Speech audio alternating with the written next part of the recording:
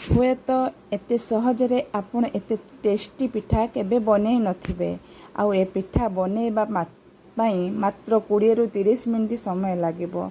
आउ ए पिठा बनैबार शैली आपण न देखिले विश्वास करि पारिबे नाही। एते सहजरे कम समय भितरे कम सामग्री को नहीं एते टेस्टी पिठा भी सुजी रे तैयारी होई पारिबो। आपण सुजी रे तो विभिन्न प्रकार पिठा बनैथिबे, किंतु ए पिठा बनैबा बहुत सहज। आगर को रज आसुची, रजरे आमे बहुत प्रकार पिठा बनै थाउ। एथर या को निहाती भाबरे ट्राए करिवे, निश्चय आपण मानको बहुत भलो लागिबो। चलतु स्टार्ट करिबा आजिर रेसिपी। प्रथमे कड़े गरम करी गोटे चामच गुआ घी पकई गोटे बाउल सुजी को भाजी नबा। आपण मन रखिथिबे जे कोनसी पिठा करंतु बा जहाँ भी करंतु आपण मेजरमेंट करके नेबे आपणकर पिठाटी भल रहबो। प्रथमे सुजी की घी पकई भाजी नेली। सेई गिनारे मु मापिकी 2.5 गिना पानी नेली। पानीटा को फुटी आसला बेलू मु छेचिकी रखी तेजपत्र, अदा आउ 2टा गुजराती की छेचिकी पकेली। आ सेई कप रे मापिकी मु गोटे कप गुड़ देइछि। आपण को मिठा अनुसार आपण गुड़ नहीं पारिबे।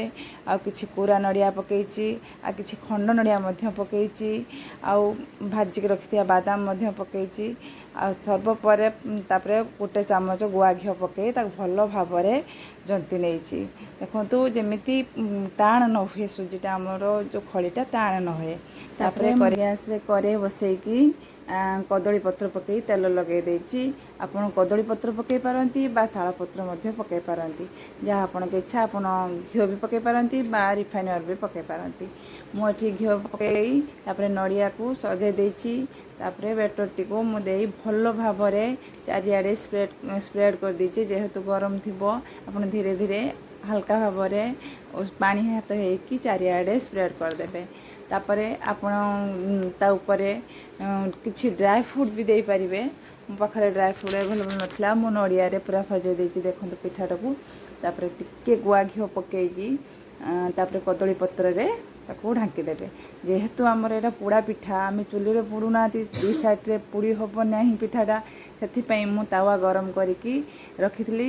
तापरे पिठाटा जेमिति तळ पाखटा हे जाइछि, तापरे किछि समय परे 15 मिनिट 20 मिनिट परे मु एपटे ओल्टी देई 5 मिनिट पई मु गैस रे पुणी थरे बसई देली। देखंतु पिठार कलर पूरा केते सुंदर आछि, आउ केते सॉफ्ट मध्य होइछि, केते टेस्टी मध्य लागुतला।